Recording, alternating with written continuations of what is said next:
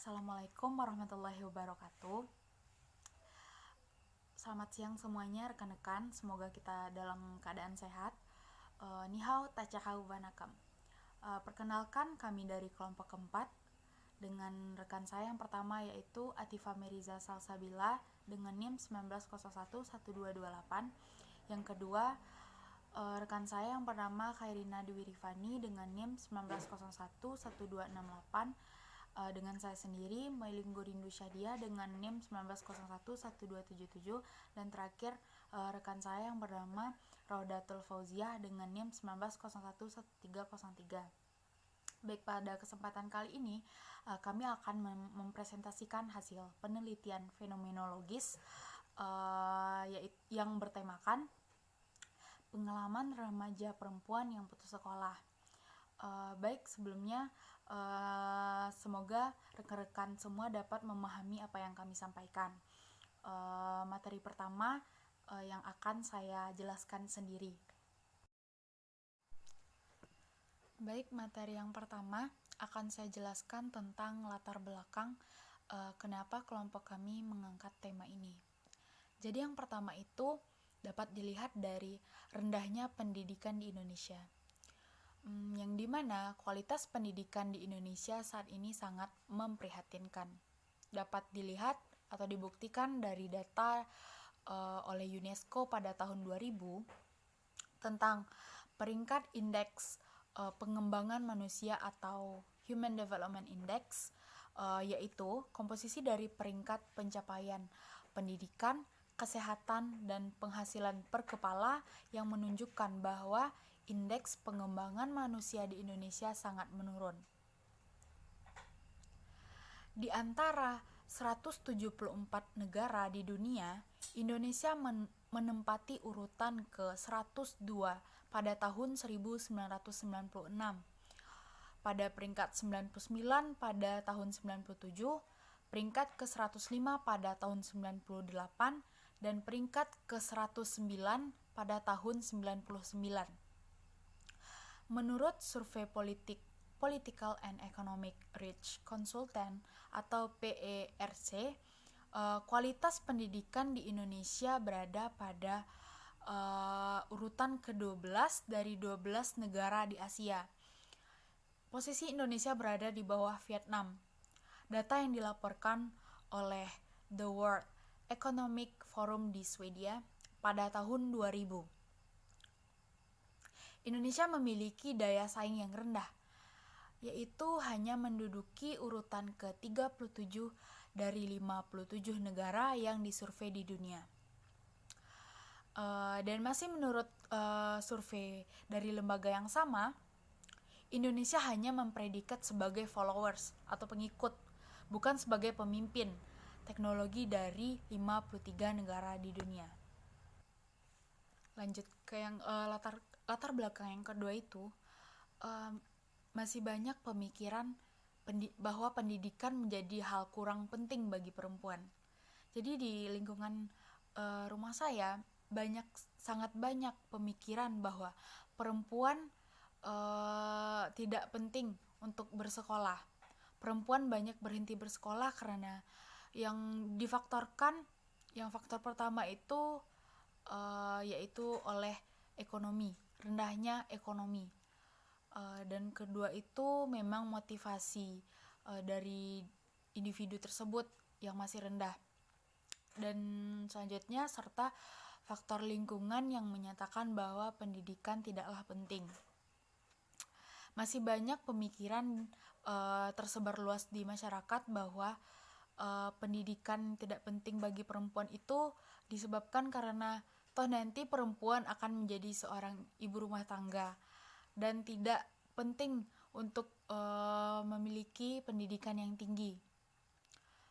Bahwa sebenarnya menurut saya sendiri pemikiran tersebut sangatlah tidak tepat, karena mendidik anak akan memerlukan kecerdasan dari ibunya sendiri, yang dimana seorang anak nantinya akan menemui generasi yang berbeda dengan tentunya tuntutan yang berbeda. zaman dari zaman ke zaman pasti akan berbeda dari segi teknologinya, daya saing. Dan sekarang akan dituntut kita generasi muda akan sangat dituntut untuk lebih berkompeten, lebih memiliki daya juang, memiliki daya saing yang lebih lagi. Faktor selanjutnya, dari lingkungan saya banyak melihat remaja perempuan yang putus sekolah dengan berbagai macam faktor ya. Tadi yang sudah saya jelaskan tentang misalkan ekonomi mereka yang rendah atau tidak banyak juga sih yang memang motivasi mereka untuk belajar tuh kurang karena tidak ada dukungan dari keluarga. Yang selanjutnya yaitu pengangguran yang semakin tinggi. Itu disebabkan oleh pendidikan yang rendah. Mereka putus sekolah lalu bekerja secara mereka bekerja seperti menjadi buruh tani, buruh bangunan yang tidak memerlukan kerja otak. Mereka tuh lebih mengandalkan kerja yang tidak memerlukan pemikiran. Mereka tuh bekerja kayak di luar terpapar sinar matahari. Jadi yang faktor selanjutnya dan sebelum itu menurut saya pengangguran yang tinggi akan membuat ekonomi Indonesia semakin buruk. Karena kenapa? Mereka bisa menjadi beban keluarga dan negara. Selanjutnya, latar belakang kami sangat penasaran dengan apa sih alasan mereka sehingga bisa menjadikan pendidikan itu hal yang tidak penting. Seharusnya kan pendidikan itu dinomorsatukan. Tidak tertutup kemungkinan banyak yang ekonomi keluarganya rendah tapi niat dan motivasi anaknya tinggi. Mereka bisa menggapai cita-citanya, mereka bisa bersekolah lebih tinggi. Tapi mungkin yang di lingkungan yang saya temui, mereka lebih memilih, bahkan mereka banyak yang menikah muda daripada bersekolah. Sekian yang dapat saya sampaikan. Itu penjelasan dari saya sendiri. Semoga rekan-rekan paham apa yang saya jelaskan. Terima kasih. Materi selanjutnya akan dijelaskan oleh rekan saya Atifa Meriza Salsabila tentang tinjauan teori. Kepada Atifa, saya silahkan. Terima kasih kepada moderator. Saya Atifa Meriza Salsabila dengan NIM 1901128 akan melanjutkan materi selanjutnya yang berkaitan dengan tinjauan teori. Nah, dalam peneliti ini kami menggunakan dua buah teori, di mana teori pertama adalah teori konsep diri. Teori yang dipelopori oleh Rogers ini melihat diri sebagai suatu perangkat persepsi dan kepercayaan diri yang konsisten dan teratur. Ini adalah semua ide, pikiran, kepercayaan, dan pendirian yang diketahui individu tentang dirinya dan mempengaruhi individu dalam berhubungan dengan orang lain. Secara ringkas, definisi dari konsep diri ini adalah pandangan dan perasaan tentang diri yang berkaitan dengan gambaran fisik psikologi, baik itu menarik maupun tidak menarik, dan serta pentingnya bagian-bagian tubuh yang berbeda pada diri. Referensi konsep diri terbagi atas beberapa aspek. Yang pertama adalah aspek fisik, meliputi penilaian individu terhadap segala sesuatu yang dimilikinya. Selanjutnya adalah aspek sosial, meliputi bagaimana peranan sosial yang dimainkan oleh individu dan sejauh mana penilaian terhadap kerjanya. Dan selanjutnya adalah aspek moral, meliputi nilai-nilai dan prinsip-prinsip yang memberikan arti dan arah kehidupan. Dan terakhir adalah aspek psikis, meliputi pikiran, perasaan, dan sikap individu terhadap dirinya. Selanjutnya adalah teori kedua, yaitu teori atribusi. Teori yang dipelopori oleh Bernard Weiner dan Fritz Heider ini membahas tentang bagaimana individu menarik kesimpulan tentang penyebab dari suatu perilaku, baik itu yang berasal dari dirinya sendiri maupun dari orang lain. Fungsi dari teori ini dirumuskan oleh Heider dan Weiner sebagai berikut, yaitu individu cenderung ingin mengetahui penyebab-penyebab perilaku yang dilihat. Individu menggunakan proses sistematik dalam menjelaskan perilaku. Dan sekali atribut dibuat, atribut itu mempengaruhi perasaan dan perilaku berikutnya. Nah, teori ini membahas kecenderungan individu mencari penyebab dari situasi tersebut. Nah, pada akhirnya, Combe menjadikan teori atribusi sebagai dasar untuk merumuskan teori situational crisis communication, yang mana teori ini memberikan gambaran yang menarik mengenai tingkah laku manusia. Nah, Heider perkenalkan konsep causal attribution yang menjelaskan tentang penyebab suatu perilaku. Terdapat dua jenis penyebab. Yang pertama adalah internal, yaitu atribusi melekat pada sifat dan kualitas pribadi atau personalnya, seperti tekanan orang lain, uang, sifat situasi sosial, cuaca, dan lain sebagainya. Kemudian adalah yang kedua, eksternal. Terdapat dalam lingkungan atau situasi seperti keadaan sikap, hati, ciri kepribadian, kemampuan, kesehatan, preferensi, dan keinginan. Nah, dalam psikologi sosial terdapat 10 macam contoh atribusi. Pertama adalah konsensus. Seorang melakukan suatu tindakan yaitu dikarenakan memang ada kesepakatan yang menyatakan memang sewajarnya. Contohnya, ketika seorang anak ditinggalkan keluar kota oleh orang tuanya dalam waktu yang lama, maka kita memberikan sebuah atribusi berupa konsensus, yang mana menyatakan bahwa anak tersebut wajar menangis karena ditinggalkan oleh orang tuanya. Kemudian adalah korespondensi inferensial, di mana seseorang bisa disimpulkan melakukan sesuatu, bisa karena faktor tekanan, situasi yang ada di sekitarnya. Dari sini dapat kita ambil contoh misalnya, seperti seorang anak yang harus terpaksa putus sekolah, karena mengalami kesulitan menghadapi tugas-tugas sekolah, dan juga mengalami permasalahan ekonomi keluarganya. Kemudian adalah konsistensi, sedikit berkaitan dengan konsensus, di mana seorang bisa saja mengalami kecenderungan tindakan, sama bila mengalami pengalaman serupa. Selanjutnya adalah non-common effect, yaitu suatu atribusi yang dilakukan dengan mengidentifikasi penyebab tindakan seseorang merupakan sesuatu yang disukai oleh orang lain. Contohnya, seseorang remaja yang harus rela putus sekolah karena faktor ekonomi. Namun, orang lain akan cenderung memberikan atribusi bahwa anak tersebut dia hanya mementingkan uang daripada kepentingan sekolah. Terus ada freely chosen act, yaitu suatu tindakan yang dipilih karena keinginan sendiri. Contohnya, orang bisa saja menyebutkan anak tersebut hanya mementingkan uang ketika ia harus putus sekolah.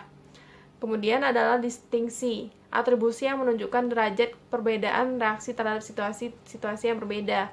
Sebagai contoh, seorang wanita bisa saja merasa sama-sama sedih apabila diselingkuhi atau disakiti sahabatnya. Jika wanita menangis saat diselingkuhi, akan tetapi tidak pada saat dia disakiti sahabatnya, maka ada perbedaan derajat atribusi yang sangat signifikan. Nah, yang selanjutnya adalah low social desirability, yaitu ketika seorang menyimpang dari kebiasaan umum. Misalnya, seorang yang sedang menyaksikan acara lawak, ketika lainnya tergerak tertawa, dia justru menunjukkan rasa sedih atau malah menangis, maka atribusi tertentu yang timbul kepadanya. Kemudian adalah kesalahan atribusi fundamental. Pada saat seseorang melakukan pengamatan terhadap tindakan orang lain, ia bisa saja salah melakukan kesimpulan. Sebut saja ketika seorang saat mengiyakan sesuatu, itu dianggap sebagai sesuatu yang bertentangan, padahal memang iya bahwa faktor budaya yang demikian. Yang selanjutnya adalah efek pengamat. Seorang akan menilai penyebab orang lain mengalami sesuatu berdasarkan apa yang diamatinya. Contohnya, ketika seorang terpeleset, kita bisa saja mengatakan bahwasanya yang ia kurang berhati-hati dalam berjalan. Namun jika kita merasakan yang terpeleset, maka kita akan mengatakan bahwa lantainya yang licin. Selanjutnya adalah self-serving bias, yaitu kecenderungan seorang dalam mengatribusi perilaku positif dari faktor internal dan perilaku negatif dari faktor eksternal. Contohnya, yaitu ketika kita berhasil memenangkan sebuah kompetisi, kita bisa menyebutkan bahwa kita yang berhasil dan kita yang berbakat. Namun saat kita gagal, bisa saja kita mengatakan bahwa kemungkinan ada sebuah kecurangan dari pihak yang berwajib, seperti jurinya maupun pihak penyelenggara dari pertandingan kompetisi. Mungkin sekian dari penjelasan saya kembalikan kepada moderator. Terima kasih kepada Tifa yang telah menjelaskan kepada kita semua. Semoga rekan-rekan semua bisa paham apa yang dijelaskan oleh Tifa. Terima kasih. Materi selanjutnya yang akan dijelaskan oleh rekan saya, Raudatul Fauzia, yang akan menjelaskan tentang proses pengambilan sampel dan pengambilan data. Kepada Azi, kita silahkan.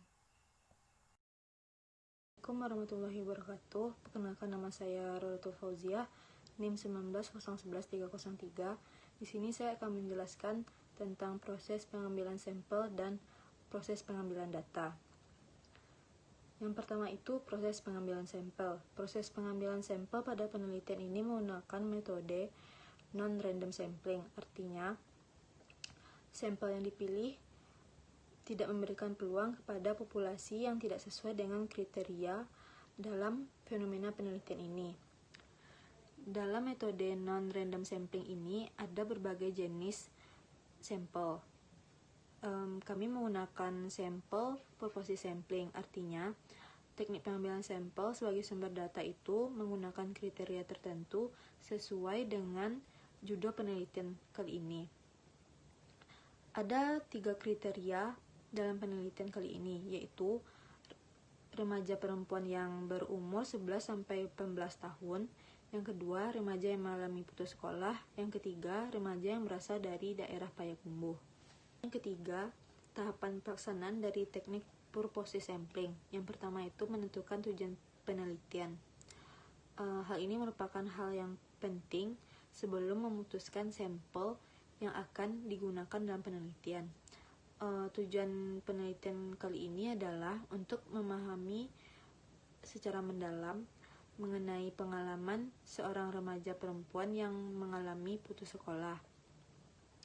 Selanjutnya, setelah menentukan tujuan, kemudian membuat daftar kriteria sampel yang sesuai dengan tujuan sebelumnya. Setelah itu, membuat daftar populasi yang sesuai dengan tujuan dari penelitian dan memastikan memiliki objek atau subjek yang memenuhi kriteria. Yang keempat, membuat aturan mengenai daftar minimal dan maksimal dari subjek penelitian. Yang keempat itu proses pengambilan data. Proses pengambilan data menggunakan metode wawancara.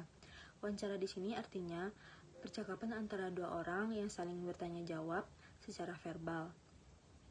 Jenis wawancara yang dipakai adalah wawancara terencana terstruktur. Teknik penggalian data di sini atau pengumpulan data di sini menggunakan metode tanya jawab langsung dengan narasumber terkait dengan masalah atau penelitian yang akan dikaji. Selanjutnya, proses wawancara. Yang pertama, si pewawancara memperkenalkan identitas diri dan tujuan dari wawancara. Yang kedua, si pewawancara meminta persetujuan atas ketersediaan dari narasumber sebagai subjek dalam penggalian data. Yang ketiga, si pewawancara mengajukan pertanyaan terbuka di mana subjek atau narasumber bebas mengkomunikasikan apa yang ia pikirkan dan apa yang ia rasakan mengenai pertanyaan yang diajukan. Selanjutnya itu pertanyaan yang diajukan oleh pewawancara.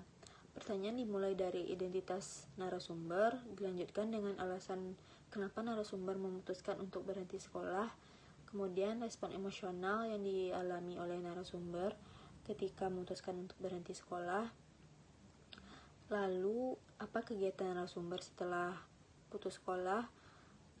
Selanjutnya itu respon keluarga mengenai keputusan narasumber untuk berhenti sekolah, lalu respon lingkungan seperti respon keluarga besar dan teman-teman di sekitar narasumber mengenai keputusannya. Dilanjutkan dengan harapan narasumber terhadap masa depannya. Dan yang terakhir itu menanyakan bagaimana pendapat narasumber mengenai pentingnya sekolah. Sembari narasumber menjawab, si pewawancara melakukan pencatatan dan merekam semua jawaban dari narasumber. Setelah sampai pada sesi terakhir, si pewawancara mengucapkan terima kasih atas waktu yang telah diluangkan oleh narasumber dalam melakukan penggalian data. Terima kasih kepada Azi yang telah menjelaskan materi kepada kita semua. Semoga rekan-rekan bisa paham. Terima kasih. Baik, materi selanjutnya yang akan dijelaskan oleh rekan saya yaitu Khairina Dwi Rifani yang menjelaskan tentang hasil analisis data. Kepada Ai, kita silahkan. Assalamualaikum warahmatullahi wabarakatuh. Perkenalkan, nama saya Khairina Dwi Rifani, NIM 19011268. Baiklah, di sini saya akan menjelaskan bagian D, yaitu hasil analisis data dari penelitian fenomenologi dari kelompok 4. Yang pertama itu hasil penelitian yang dilakukan ini merupakan penelitian tentang remaja perempuan yang mengalami putus sekolah, di mana terdapat 8 permasalahan atau tema yang diangkat dari topik ini. Tema yang pertama itu alasan putus sekolah. Pada alasan putus sekolah ini, faktor ekonomi dan faktor kemalasan menjadi faktor utama dalam penelitian ini, di mana subjek pertama itu atau partisipan pertama alasan dia putus sekolah adalah karena kondisi ekonomi keluarga yang tidak mencukupi lagi, di mana ibunya yang mencari nafkah sedangkan ayahnya lagi sakit-sakitan. Kemudian untuk subjek kedua, dia putus sekolah itu awalnya diawali karena dia melakukan ketahuan pacaran di sekolah oleh guru sehingga dikeluarkan dari sekolah. Kemudian juga karena kondisi ekonomi keluarga yang tidak mencukupi lagi. Kemudian yang kedua yaitu respon emosional. Nah, pada tema 2 ini dapat diidentifikasi dari hasil wawancara kedua subjek itu ada respon emosionalnya biasa setelah putus sekolah itu biasa saja, sedih dan malu. Nah, pada subjek pertama awalnya dia merasa biasa saja, namun terkadang dia terdapat rasa sedih juga ketika melihat teman-temannya masih bersekolah sedangkan ia bekerja. Namun ia menganggap itu sebagai walaupun ia bekerja di usia remaja, namun ia menganggap itu sebagai tantangan dalam hidupnya dan ia mencoba untuk ikhlas terhadap apa yang terjadi dalam hidupnya. Kemudian untuk yang subjek kedua, dia merasa malu, ada respon emosional malu dalam dirinya ketika ia bertemu dengan teman-temannya, apalagi jika dia bertemu dengan teman dan ibu temannya itu, karena dia juga kenal dengan ibu temannya tersebut. Namun walaupun ia sebenarnya menyesal, namun ia mengatakan bahwa penyesalan itu tidak ada gunanya. Jadi ia hanya akan menjalani apa yang ia lakukan sekarang, itu pada subjek kedua. Selanjutnya tema ketiga yaitu kegiatan setelah putus sekolah. Nah, kegiatan setelah putus sekolah ini dikategorikan menjadi 3. Yang pertama kegiatan di dalam rumah, yang kedua kegiatan di luar rumah, dan yang ketiga dengan teman sebaya. Nah, pada subjek pertama dia ini kegiatan di luar rumahnya yaitu bekerja di sebuah toko jilbab. Dia mengetahui ada lowongan pekerjaan di toko jilbab ini dari temannya, dan dia memilih bekerja di sana karena kriteria untuk menjadi pegawai di toko jilbab itu tidak sulit. Dan selanjutnya untuk kegiatan dia di dalam rumah, jika sedang libur bekerja, dia membantu orang tuanya di ladang. Dan terkadang kalau dengan kegiatan dengan teman sebayanya, dia terkadang juga pergi main atau jalan-jalan dengan temannya jika sedang libur kerja. Sedangkan subjek kedua itu berbanding terbalik dengan subjek pertama. Subjek kedua ini lebih suka berada di luar rumah, sehingga ia lebih suka pergi jalan-jalan dengan teman-temannya. Kemudian untuk kegiatan di luar rumahnya itu, selain kegiatan dengan teman sebaya itu pergi main-main atau pergi jalan-jalan dengan teman sebaya, kemudian untuk kegiatan di luar rumahnya adalah ia bekerja di sebuah salon. Nah, ia mengetahui pekerjaan di salon ini ketika ia mencari pekerjaan bersama-sama dengan temannya.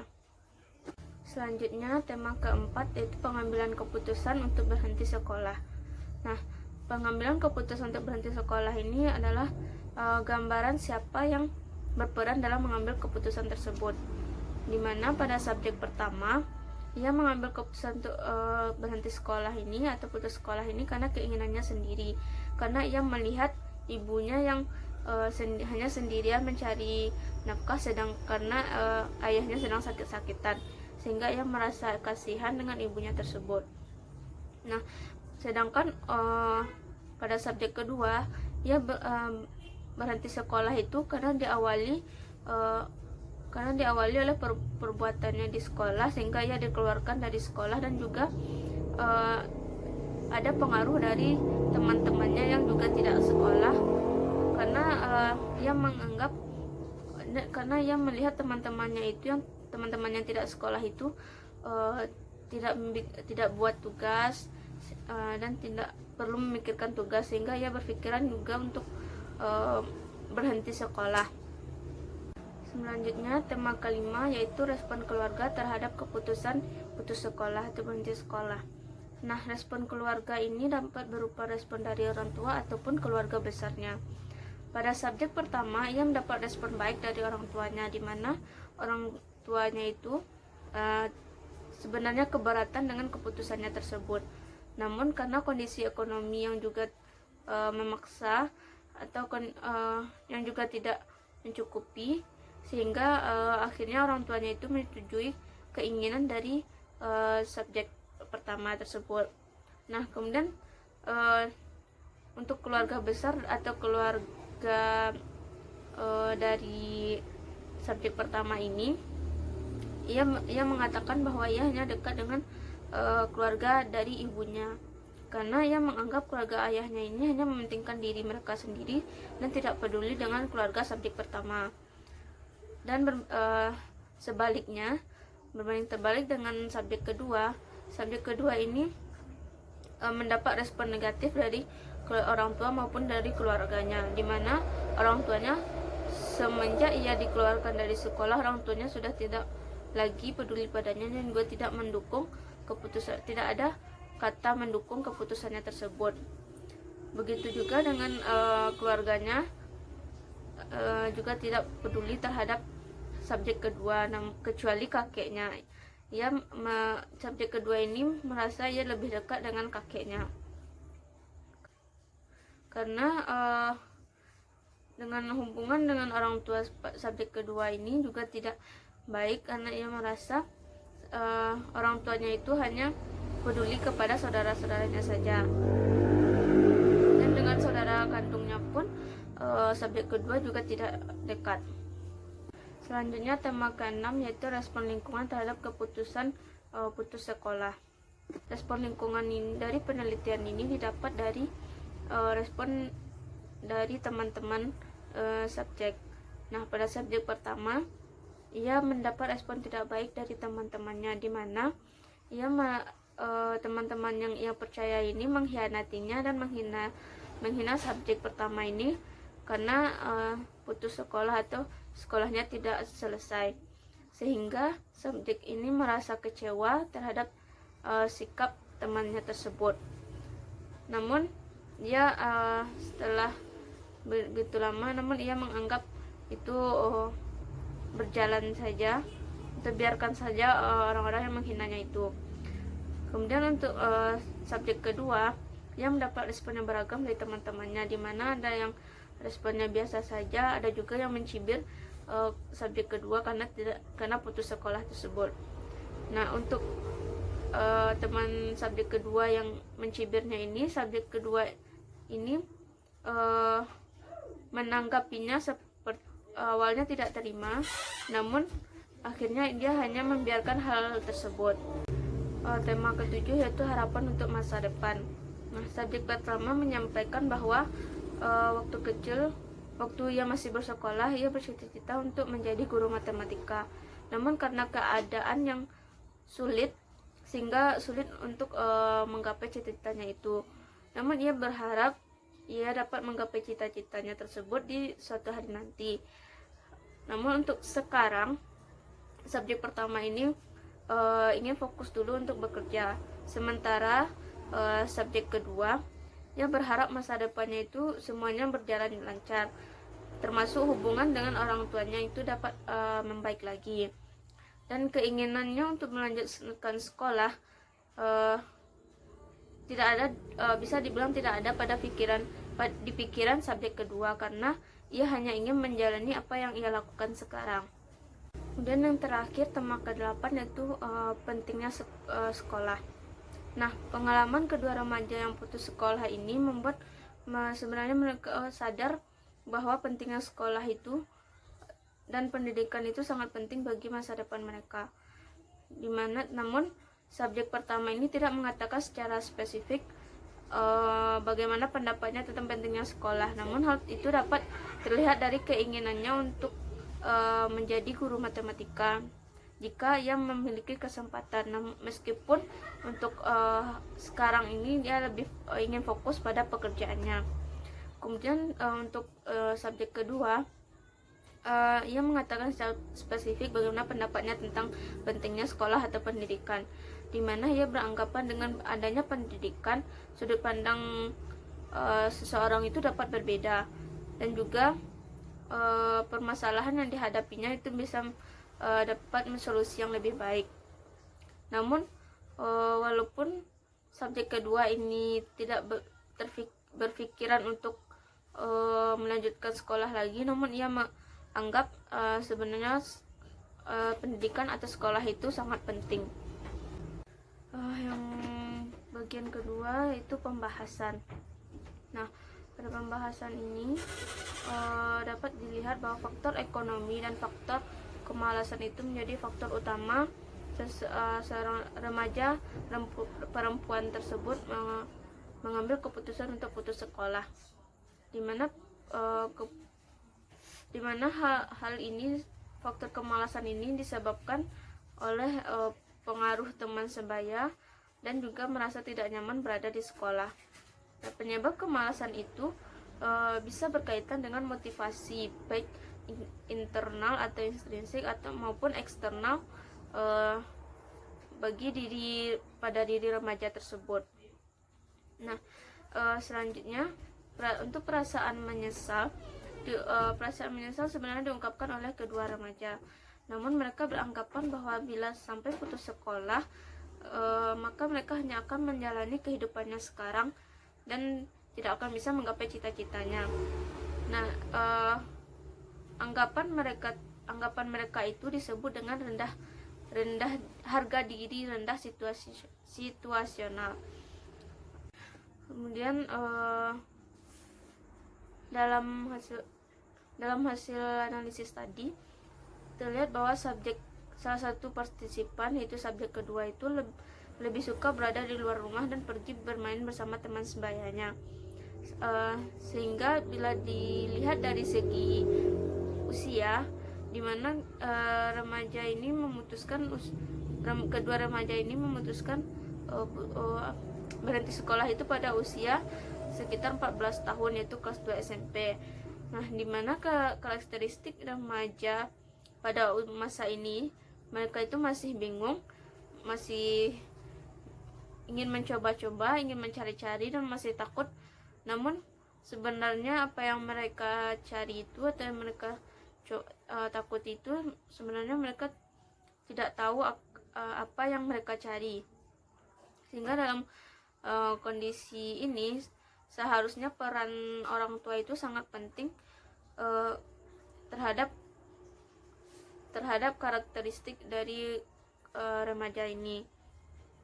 Nah, namun dalam apa yang didapatkan di dalam penelitian yang dilakukan ini, partisipan satu atau subjek satu itu sebenarnya orang tuanya itu keberatan dengan keputusan anaknya untuk berhenti sekolah.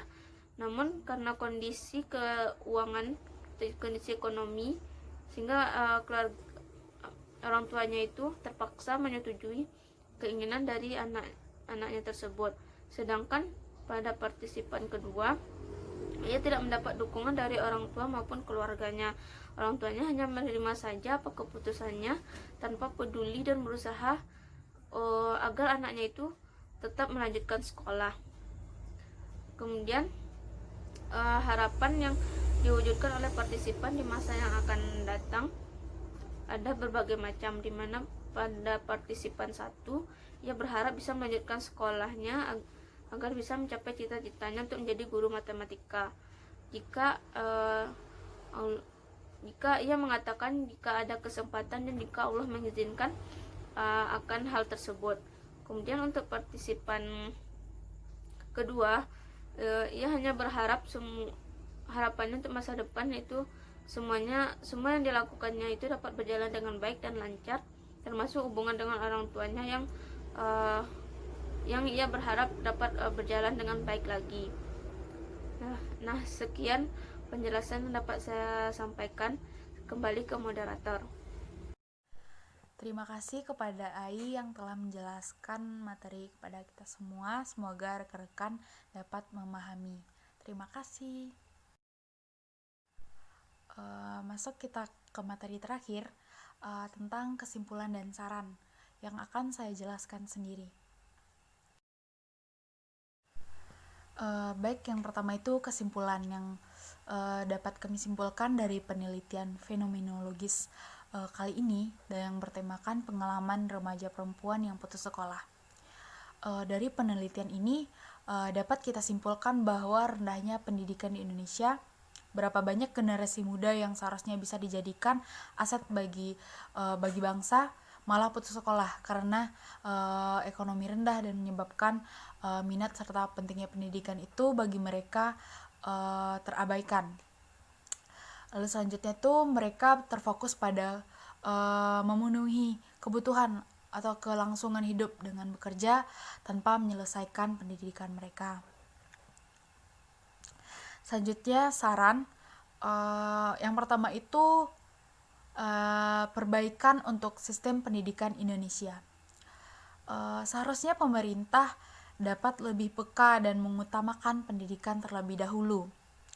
Karena jika pendidikan diutamakan, jika pendidikan yang diprioritaskan oleh pemerintah dan yang diperbaiki akan melahirkan sumber daya manusia yang dapat berkompeten dalam memajukan negara. Selanjutnya saran perbaikan sistem ekonomi juga tentunya dengan tidak banyaknya pemerintah memasukkan tenaga asing akan bisa membantu mengurangi angka pengangguran dan perlahan dengan banyaknya ketersediaan lapangan pekerjaan akan meningkatkan ekonomi negara. Sekian kesimpulan dan saran dari penelitian kami kali ini. Semoga dapat kita jadikan pembelajaran bersama-sama. Terima kasih atas kesempatan pada kali ini kami dapat mempresentasikan hasil penelitian kami. Semoga kita dapat mengambil pelajaran dan dapat memahaminya bersama-sama. Saya sebagai moderator, jika ada salah kata, saya mohon maaf. Semoga kita dalam keadaan sehat dan tetap mematuhi protokol kesehatan. Sekian dari saya. Selamat siang. Terima kasih untuk partisipasinya dan kami menerima kritik dan saran dari rekan-rekan. Akhir kalam, assalamualaikum warahmatullahi wabarakatuh.